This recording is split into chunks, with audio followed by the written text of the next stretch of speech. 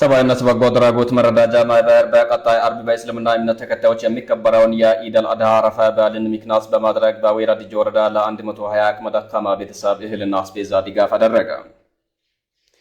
በወይራ ዲጆ ወረዳ ሰራተኛና ማህበራዊ ጉዳይ ጽሕፈት ቤት አስተባባሪነት ሰብአዊነት በጎ አድራጎት መረዳጃ ማህበር በቀጣይ አርብ በእስልምና እምነት ተከታዮች የሚከበረውን የኢድ አል አድሃ አረፋ በዓልን ምክንያት በማድረግ ከአሚቶና ከአጆ ሁሉቆ አገልግሎት ከ10 ቀበሌዎች ለተውጣጡ ለ120 አቅመ ደካማ ቤተሰብ እህልና አስቤዛ በዛሬው ዕለት ድጋፍ አድርጓል።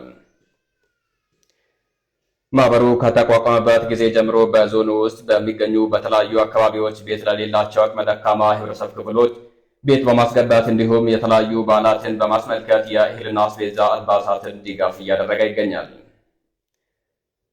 በዚህም በዛሬው ዕለት በወይራ ዲጆ ወረዳ ሰራተኛና ማህበራዊ ጉዳይ ጽሕፈት ቤት አስተባባሪነት ሰብአዊነት በጎ አድራጎት መረዳጃ ማህበር ለ120 አቅመ ደካማ ቤተሰብ የእህልና አስቤዛ ድጋፍ ማድረግ ችሏል።